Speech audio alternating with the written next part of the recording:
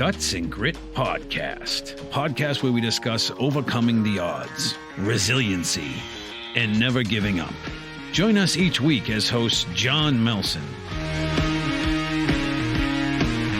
and Mark Renahan discuss coming back from failure and never quitting. Guts and Grit, it's go time. Welcome to the Guts and Grit Podcast. This is episode 17. I am your host, Mark Renahan. Of course, I have my co-host, as always, from Fort Benning, Sergeant Melson. How are you, Sergeant Melson?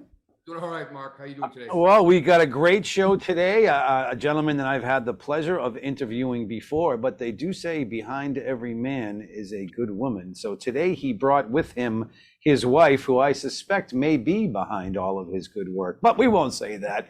Today we have with us Jeremy and Johanna Cole. They are coming to us from the incredible nonprofit Soul Survivor Outdoor. You can check them out at www.soulsurvivoroutdoor.org. I'm not going to try to spell that and screw it all up.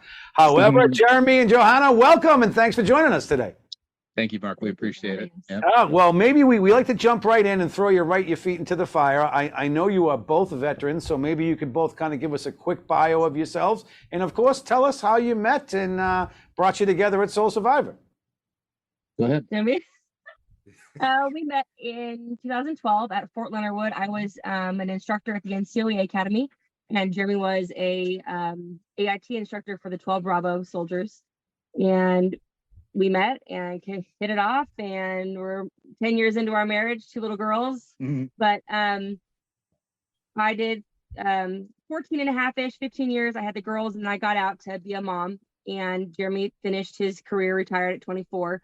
But we, been through so many. I did 3 deployments to Iraq. Jeremy did Afghanistan, Iraq, Kosovo, Panama, all the, right? Not Panama. Oh, my bad. I'm sorry. I apologize. Not Qatar and Kuwait. Qatar, that's right. Yeah. But we love our soldiers and we love our military members, and obviously being in those boots for so many years and being through just all the everyday rigmarole that the military brings, the deployments and everything, we realized that there was a need for something more for our active duty members. So we kind of just dove into that. And I think before all that had happened, we had lost, many battle buddies to suicide, drug overdoses, alcohol issues. And then we had lost a few other friends from other things. But we realized that the Army, the medicine, and the psychiatrist, it's just not doing what it's supposed to be doing. And we realized that there was more. And so we are a faith-based organization. We bring God into the mix. And we've really seen a huge impact that has made on our active duty members. There's also, you can go statistics all over the world here, but we've gone statistics through just your average secular rehab, and their percentages are probably no more than 30%. Mm-hmm. And you have a faith-based rehab, and we're looking at in the 70 and 80% of success rates. So it's, we like to compare. Everybody wants to focus on mental health purely or physical health, and they don't take into aspect of spiritual health. And that's what Soul Survivor does. We're not saying we purely focus on spiritual health. It's a holistic thing. And what we do is we partner with military units, and we get their soldiers, their Marines, their sailors, and we take them on outdoor activities, rock climbing, skeet shooting, skydiving, whitewater rafting, surfing, and we let them have a good time. They get the day off, horseback riding. We feed them lunch. We give them our story. In the Christian world, we call it a testimony, right? We give them our story of our veteran struggles that we've been through, and we talk to them about faith. And we tell them about, how faith, along with the physical health and mental health, can make the structure that will prop them up when hard times come. Because we're not trying to tell them everything's going to be great if you believe in God. No, look at Job, right? You're going to suffer through life. It's what life is, okay? But if you have the tools necessary to get through it, and we want to provide those tools. And we have found that with the Lord on our side, with God in our lives, that we're able to get through more hurdles. We're able to get through some of the harder times that, there's a hope, right? There's a light at the end of the tunnel when you add that spiritual element to it. And for a lot of these guys and gals that are in our military, they're serving right now, there's no hope at the end of it all. There's no light. And they're just kind of, Yeah, it's great. It can be they're pretty just dark. living life day at a time, wondering why, what am I doing? Yeah.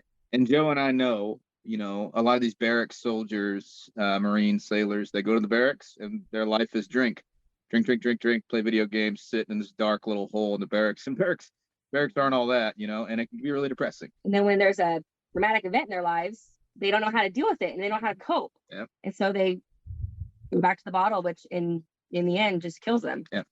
And is, like, it's funny because, not funny, excuse me, but, you both been together now, but you both deployed, between the three of you, you deployed. A lot of our veterans in the last 20 years have deployed. Now, I'm not a veteran and I don't know what it's like to deploy, but I have to imagine during deployments, you miss home tremendously, and I know you guys lean on one another, which is fantastic, but like John and I have discussed before, sometimes when you deployed, you're leaning on your fellow veterans. When you come back out and get into the civilian life, it's a little difficult to do that. So I'm going to let John get in. I just have one question before I do that. And first, Johanna, it's good that you have deployed twice. I know that wasn't prepare you totally for motherhood, but 3 times. So that's some good training for motherhood, which is probably a little more dangerous and difficult now that you've taken on that task. But Johnny, what do you think? I mean, do you agree? Do you ever? I mean, I know as we come from the staple of Irish Catholics up there in Boston, do you ever turn on faith as you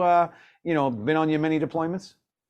So as far as having my faith, I'm not, I probably need to refine myself and actually get more involved religiously.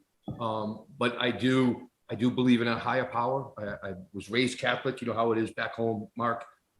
And what Jeremy and Johanna are supporting and trying to communicate to soldiers about the holistic, right? You're working on your physical, your mental status, and then that religious support to build that up, to work on your soul, right?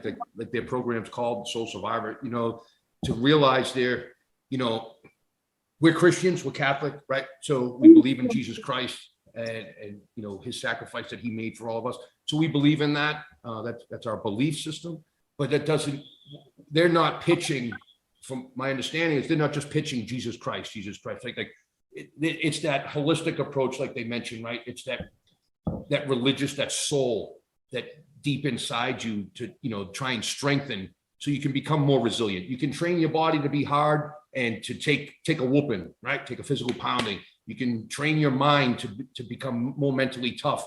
But how do we work on our soul, right? When those three aspects come in full circle and you're improving in all three realms, like you really do become, and I don't want to take away any of their thunder, but you really do become what I always say is, you want to train to be hard to kill. So you train in all those aspects. You're like undefeatable because you have a belief in a higher power. You believe, which instills like a sense of purpose and there's meaning to what you're doing and what happens. Then, you work on your body physically to withstand it and do that. And then mentally, you just develop a mental toughness. So all of that contributes to a resiliency to what I have seen and the great stuff that they're doing. It has an enormous impact.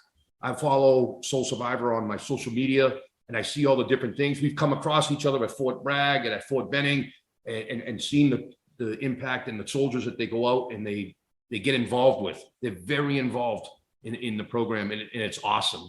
It's awesome. I hope more units take advantage of the opportunity. That's actually my next question. Are these active units that you guys work with? Is it guys who are out or is it active, duty folks? Active duty Only active duty. They have to be on active. And we'll support reservists and National Guard if they're going on to or coming off a deployment. So if they're on 8 orders or whatever, we're not opposed to that. Obviously, we want to support our National Guard and Reserve as well. It's not a big deal. But yeah, active duty. And there's so many veteran organizations out there. We love that. That's amazing. But there are 45,000 plus veteran organizations in America. Veteran nonprofits. And so there's, I think, 400 to 500 vets per one organization. And that's awesome that we're getting help for the vets and we're getting things for them. But our goal is to get it before they get out, before they have the hardships of being a civilian, before they're struggling with what they're going to do and who they are without that uniform. That's our goal. So That's Well- actually super. So I didn't even think of that. You get to the guys before they get out, and hopefully we won't need one day 45,000 veterans organizations because groups like Soul Survivor will get you prepared for that. So are you guys nationwide, or I'm actually, I know we've talked about this before, Jeremy, but as I'm getting older, my memory goes. And how do you pick certain units, and how does that work? Relationships. We developed relationships while we were in the military. That's how I know John. That's why we're here, right? Yeah. But I was an instructor. Johanna was an instructor, and that means a lot of different people from a lot of different units interacted with us at some point. Last year we were in 11 states. We served 1,500 service members, and we have a battery of 48 volunteers and 5 active permanent volunteers, and that's us. We have a California chapter that runs out of Pendleton and Texas. a little bit Twin Nine Palms. We have Yeah. Texas chapter that is mainly hood. Yeah. Touches Bliss every once in a while, but we're so far away from where the volunteer is. And then we just moved to Tennessee to touch bases, Campbell, Benning, Bragg, and we're hoping soon to get to Camp Lejeune. Yeah. So we geographically locate ourselves intentionally, living in an RV, sold our house in Dallas to move up here and be in between these military bases. Fort Bragg, it's a couple hours that way. Fort Campbell's a couple hours that way. Fort Benning's a couple hours. You know what I mean? We're literally geographically located to where we could move in any direction and hit an army base within a couple hours. Yeah, a couple of hours. And I'm literally driving to Fort Campbell today to go do a Soul Survivor event tomorrow with the cavalry unit in the 3rd Brigade, 101st Airborne Division. And that's going to be sporting clays. So, but to go back to your question really quick, because I don't feel like we touched too much on that. We go with the command groups, first sergeant commander, and we say, hey, this is who we are, this is what we do. And Jeremy knows most of them because they're his engineer buddies from being in the Army for so long. And they're in sergeant major positions, first sergeant positions. They're in positions of authority to say, yes, you can do this with my soldiers. And so we just basically go to the command teams and say, hey, like I said, here we are. This is who we are. This is what we do. We'd love to have 30 to 40 soldiers on this day at this time if that works for you.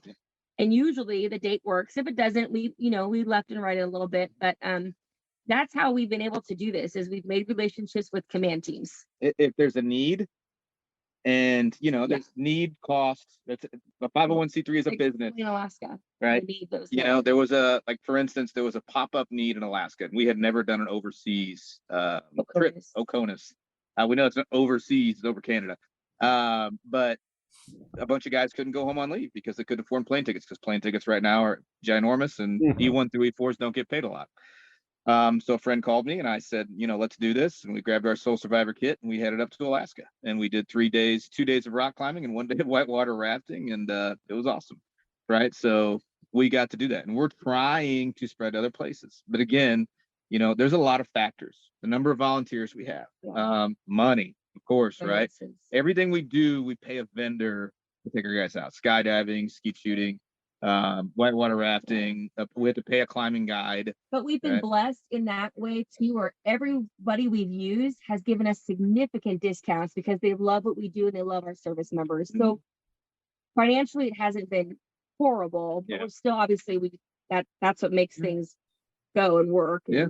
Obviously, you have to, you pay the people for what they can do for you and for the soldier, service member. So it's geographic. It's not always easy. I get in a lot of planes and I fly to a lot of places where they're service members, and I do my best to serve them, along with Rick Wolf and Rick Cotto and some other guys that are out there in the community that are veterans that do this. And Rick Wolf founded this back in 2014. So in 29 Palms. So he started with Marines, and he kept working with Marines, and then he met Johanna and I, and then suddenly his Army world opened up, and the Army is the biggest animal of the armed services. It's not maybe always the best animal, but it's the biggest. All right, it's the elephant. He was just touching on Marines. And he just asked, who do you know? And we know everybody. A lot. So we literally know everybody in the Army as far as touching units at different bases. So it's been pretty amazing. So, Johnny, my question is now, are you going to get some of your soldiers out to this Soul Survivor, or what? I'm putting you on the spot here, but do you enjoy this, John? I can see, I know you just enjoy having one of your Army guys on here. I can see you both giggling under your breath, but what's your take, Johnny? Well, a couple of times Jeremy's invited me to come out because we ended up being co-located. Unfortunately, due to my work schedule, I wasn't able to participate in anything, but I have. And I've introduced Jeremy and Rick Wolf I have introduced them to very senior leaders within the National Guard leadership up at the Pentagon level, up at Washington, D.C., as well as leadership down here at Fort Benning at the Warrior Training Center. So to open up those doors and re-engage those opportunities, I'm all for it. Unfortunately, right now, my current position, I don't have any soldiers that work under me right now. Yeah. The assignment I currently have just has me in that position for now. But if I was in a position where I had soldiers, this is definitely a program that I would encourage them to participate in, because I believe in what they're doing. I believe in the cause, the effects that it has, and I've seen the impacts. So to have all of that to validate, pursuing and pushing people to go do that, to see what the end result's going to be, I already know it's going to come out positive, because I've already been watching it happen to other people. But one thing I did want to mention, because I have a little personal thing for Johanna. I know Jeremy knows I have a daughter. So everyone calls her a mini-me. She looks like me. I feel sorry for her, but she looks just like me. She has expressed a lot of interest lately about wanting to join the Army. And she's like, I don't know if it's for a girl. And, she's 19 years old. She's nervous. And, now today I have you on the show, Johanna, and you were 12 Bravo. So no, I was at 31 Bravo. I was in military police. Oh, okay. All right. So you said 31 Bravo. Jeremy was a 12 Bravo. Yep. Yes. Yep. Real quick, what's 12 Bravo? Combat engineer. I blow things up. That's what I thought. Okay. And 31 Bravo is the MP, MP. military police. Yeah. You were a sapper, Jeremy, correct? Would that be the proper term if a civilian was referring to you as a sapper? I believe you were Sergeant Melson's instructor at one point. I was. Okay. Sapper instructor twice. Okay. Any stories there we need to know about? Just throw them out there if there is. I'm just letting. Well, I don't think he had ever failed any course he'd ever been to until he came to sapper school. And I'm not going to say he failed. He got really sick. That's when the swine flu was a big thing, and every sapper student got it in that class, and everybody in that class had to recycle over. He came back. He thought he was just going to beast through our school, being all big and tough. He has not been that big ever since the course. I think we traumatized him because he's lost a lot of weight, and now he's actually very physically fit and not just super strong. But he came back. He came back 35 pounds lighter, I think, the second time, and he smoked it. He killed it. John Melson is, I'm sure you already know, he's a hero in the National Guard world as well as in the Army. If you look at his resume. So I knew that this guy would be back. You know what I mean? Like, you talk to a guy and realize this one ain't quitting on us. You know what I mean? He's just too much. The other stories I can't say in public, so I'm just going to go ahead and leave the protection of that. It does have to do with the long run and the urge to go to the bathroom, and I wouldn't let him. I think I've heard parts of that story before, and we will keep that off this just in case any of my bosses are listening. But that now, so now that I'm thinking about that, I'm Can you back to the question about the female in the Army? Oh, I'm sorry. Yeah, that's right. Is that okay if we talk John's I would love to hear what your opinion is. How about this, Johanna? If there was a young, any young ladies right now, young women who are thinking about joining the Army, what would your words of advice be to them? Would you agree, say yes, say no? What are your words of encouragement and advice for any young ladies out there listening to the Guts and Grit show who might want to join the Army? So I joined almost 20 years ago. The Army in 2003 was way different than the Army that it is now. I would say you have to look at the current administration. You have to look at where are you mentally, where are you physically? Because if you're not mentally able to take people in your face, well, I don't know if that's a thing these days, but if you're not able to take someone telling you what to do, if you can't handle leadership and authority, the military is not for you. If you are willing to push yourself no matter what, then I think that, and there's some stuff politically that I could get into and I'm not going to, but there's a few things right now in the last year or so that has happened with our military that if you agree with it, then that's fine. If you don't, then you might want to question, are you going to join the military? Because they're making certain things mandatory. And I know a lot of people aren't agreeing with stuff, but I believe any female can do it. I did it.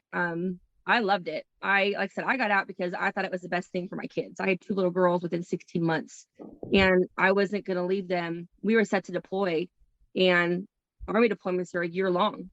And so I had seen too many moms leave their kids behind and come back, and their kids don't know them. And they did it over and over, and their kids have no relationship with them. And now their kids are adults, and they're having to start all over with their children and getting to know them. And I didn't want that. So we just prayed about it and did pros and cons. And the best for us was for me to get out and stay home with the kids. But I would say that if you're young and you're physically fit and you're mentally strong and you're okay with what's going on in the world today, and you are able to handle some of that, because I feel like they've taken the military and turned it into a little bit of a social experiment, which I don't agree with. But I think that it is for any female. But you have to be willing to work hard, and you have to be willing to you can't go in there and be woe is me and be the victim. You can't play the female card. You just can't. You have to be you have to have some intestinal fortitude. You have to be able to push through when things get a little bit rough. You have to be able to, It's a man's world. It is. And I'm going to say this, and people are not going to agree with me, and that's okay. The military is a man's world. And I don't care who you are, and I don't care if you've been a female sergeant major for 30 years. The military is a man's world. Not saying that females can't be successful, but it's just what it is. It's a masculine environment. Right. And I was okay with that. I didn't have an issue with that. I did well in the military. I got out as a Sergeant First Class E7 at 14 years. I think that if I would have stayed in and kept going, I could have made Sergeant Major, but obviously that wasn't my route. But John, can I say, give your daughter my number, and I would love to talk to her one-on-one on the phone, because there's so much that I want to tell her that I can't say on the podcast. But I think the biggest things are mental health and physical. If you're mentally strong and you're physically strong, I think you can make it. You can do it. And when I say it's a man's world, just realize what I'm saying. Again, it's a masculine environment. It's actually more becoming a woman's world. There are more and more women joining the military now than there ever have been. They're being exposed into combat roles, and some are being successful and some are not. So, and let me just clear up this little myth that I feel like everybody has been talking about. Females have been on the front line for a long time. Yeah, since 2001. When I was in the Iraq on 03, I was a 50 cal gunner, and we were on the front lines. Yeah. So when they say that females are now allowed to be infantry and everybody's losing their mind about females being in the front lines, it's been happening for a while. Yeah. What's more difficult, 50 cal shooting or kids, diapers? What do you think? Kids, 100%. Kids. I figured that. Yeah. Yeah, some days. Pink misting somebody that has the intent to kill you is much easier than doing children. For sure. So, yeah. All right, so let me ask you another question. How many people do you guys have working now, either volunteer or whatever, with Soul Survivors? Are there a lot of you, or is it just you guys and Rick? Or it's us, Rick. There's a guy in Texas, Tony, and there's another Rick who he runs around with me sometimes. But realistically, full time, 6, I think. But we have a battery of volunteers at every place we go. We call, we say, hey, we're doing this. Can you come out? And that's great. We get churches involved. We get local units involved. You know what I mean? It's especially churches around the military bases. They're filled with veterans who are wanting to help out and be a part of the military again. So that's where we get a lot of our people from. We just kind of, hey, here's what we do, and they show up. We don't hide it. We're a faith-based organization. We believe in holistic health. And we're going to talk to you about our perspective on spirituality, which is Christian, right? But we're not opposed. If any other group wants to come out that's Buddhist, Muslim, Jewish, whatever, and do the same thing we're doing, more power to you. Yeah, I was going to say, so like if there was soldiers of different faiths, hey, they're going to come out and just going to get the whole approach of, we're not trying to push our religion on you. We're just trying to push having a religion, having a spiritual aspect to your life to help you get along. I like that a lot, actually. That's a good. Go ahead. We've had Jewish, Muslim, every walk of life that you can imagine come. Norsemen. Yeah, we've had Vikings come. Bearded guys come out, and I'm a Viking, and I'm like, all right, man, and cool. Good conversations with them. It's been interesting. It's been neat. Now, and just so I'm not gonna lie to you, I ask if anybody would like to hear a message of salvation. If they don't want to, they can head out the doors, smoke a cigarette, drink a beer, not a beer, excuse me, drink a soda. Because we don't provide alcohol. No beer before skeet shooting. What I'm saying is it's illegal for me to proselytize soldiers, right? Which means I cannot force Christian talk on them. All right. I can ask them if they would like it. So everybody that comes to our events is not forced. It's voluntary. No one has to. We don't do them on the military base for that reason. Okay. We do them off the base at a civilian place, and they volunteer to be there. I asked the unit if they'd like to make a list of volunteers to come to this event, and they get the day off, right? We'll give them some food. And they know. Even come. The first thing I ask them, did everybody volunteer to be here? Yes. Did you all know that we're a Christian faith-based organization? Yes. Once they say yes, cool. But if they say no, I tell them, you can leave if you want to. You do not have to be here. I'll give you a ride. So, because we don't want to obviously make anybody upset and bait and switch it. We're not doing that. We're being honest, right? This is who we are. So. But if you're a vet of any bit, whatever, and you want to come out to Soul Survivor and just have a day with other vets learning about, I mean, it just sounds like a great day to me. Like, you go out and shoot some clays with your fellow soldiers, everyone's in a good mood, and you're getting to know, again, the many people don't know the spiritual, I can't even say it, spiritualistic approach. Did I say that right? Anyway, but I mean, it helps as I get older, I find myself more and more, attempting that. At least a lot of it, I just, walks outside in nature, help you kind of just get grounded sometimes. Sure. But, I think it's a great thing you're doing, and you're helping veterans, which of course, actually, you're helping active duty people. So that's even, that's even more important. And they're not training them to be hard to kill, John. I think they're trying to have a little fun for the day. Yeah, they are trying to have a little fun. What we tell the command team too is, we're not just taking them to mess around for the day. We're taking them in hopes to give them back to a little bit mentally stronger, physically stronger, spiritually stronger. And so we're sending you back with hopefully a better product than what you gave us. Yeah, we believe we're actually changing culture within the military. Because if you have faith, you hold yourself to, if you believe in God, you guys are Catholic Christian, and we're Christians. And so we hold ourselves to a higher objective moral standard. Right. Which means if I do that, that means I shouldn't be, right? We're all sinners, right? But I should probably hold myself to that standard and be doing a little bit better. Make better choices. And once you inculcate somebody with that mindset, right, they're going to try and be a better soldier, because being a soldier is all about the same things as being a Christian: loyalty, duty, self-service, respect, honor, integrity, personal courage. Those are all properties of being a Christian, in my opinion. Right. So we're just telling them things they already know, but now we're putting their feet to the fire, because now they have to live up to the fact that there's a God.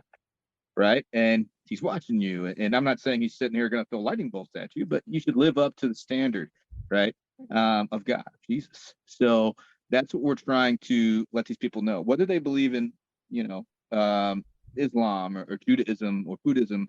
They're living up to doing that to live up to some sort of higher objective moral purpose. And that's the other thing. We notice that a lot of guys, when they go down the rabbit hole and they get into alcoholism, drugs, suicide, it's when they've lost purpose. Right? We've seen some very mentally and physically strong individuals. I mean, there's a colonel in the Ranger Battalion, 75th Ranger Regiment, who was in the 75th. He got out and he killed himself within a year.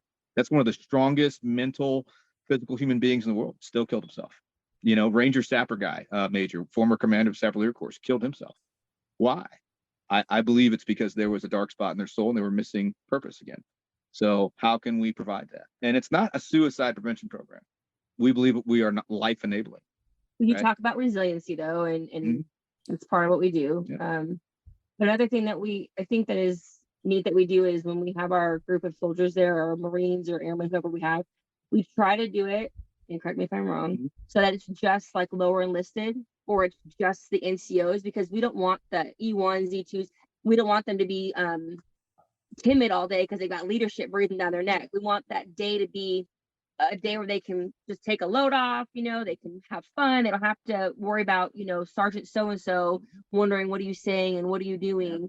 It's just for them to just breathe, to enjoy their day off, to just have fun, to relax. And then, obviously we share testimony time and we feed them and give them a t-shirt and hand them on their way. But that's what we try to break up the levels of rank. That way there's different days, different stuff, different mindset. Anybody can come, any rank. We're fine with that. But when they show up, I will tell the people who have rank, like, hey, this is for your soldiers, service members. They're going to chill today. Yeah. I don't want any yelling. I don't want any pressure. This is a pressure-free day. And by the way, we don't do this on weekends. No. If we're gonna do this for the commander, he has to give us a day. In other words, the soldier gets the day off. So if I walked up to you, Mark, and I said, hey, you get the day off, you just got to come listen to this Christian guy talk about physical, mental, and spiritual health. What time do I have to be there? Yeah. What time do I have to be there? I don't care what you're talking about. Day off? Let's do it. So no, I that's actually a great strategy right there. And nobody wants Sergeant Melson at the clay shoot if they're trying to shoot in peace and he's checking out their form, making sure they're hitting their targets and yelling at them. They're going to be all stressed out. Exactly. So, guys, I got to tell you, it's amazing what you do. I'm so excited to have you on today. I want to thank you so much for sharing with us. We're coming to the end of our time. I don't like to go too long. Johnny, I'm going to let you say a few more words, but for everybody out there, I mean, I guess this is more, because Soul Survivor, like all nonprofits, could, I'm sure, use some donations and help. And I'm sure on their website, you'll be able to find how to do that. It's www.soulsurvivoroutdoor.org. We'll put it in the Facebook comments and all that. My Anthony's here, he's listening. So Johnny, you want to take us out with whatever else you have left for us today? Just a couple of things I want to say about Johanna and Jeremy, right? Like most of our shows have been, we started off with 9/11 and we've progressed on. We're at episode 17 now, and majority, over 90-something% of our shows have been about people that are giving back, whether they're a veteran or somebody that's endured something and they took what life that was given back to them as a second chance and giving back to the world, right? Giving back to humanity. And, to sit here and I get to call them friends, right? All these people we've had on here and, like Jeremy and Johanna, they're more than friends, right? But for right now, I'm going to just lump them all in as being a friend of mine. And, the things that they're doing for these soldiers that are still serving, right? They've walked in those boots. They've put those miles in. They grinded that sand overseas in their teeth on deployments. And here they are still. They got out and they still have a bond to want to give back. They did their time. They're retired. A lot of people retire. They go their way. They don't look back. And they still stay within, I'll say, the family of the military, right? To try and give back and continue to contribute in the capacity that they are. And I'm a lucky person to have people that are friends like this, right? And to think like from the trials and tribulations, things that they went through in their career, and think like when you went through, guys, when you were going through your career, if you had people like you as mentors, right? We talk about resiliency and teaching strength and everything, like, and if you had these kinds of people earlier on, like you said, Johanna, 20 years ago when you came in, you had people like you reaching out to you in uniform, getting you through hard times and teaching you coping and how to develop that inner strength and that spiritual, upbringing, how much better off you would be. So those soldiers that you're setting up now, like we teach in the military, like we're going to set, our next generation up for success. And it's amazing that these guys are out there doing these types of things. And I love you guys. I appreciate what you're doing.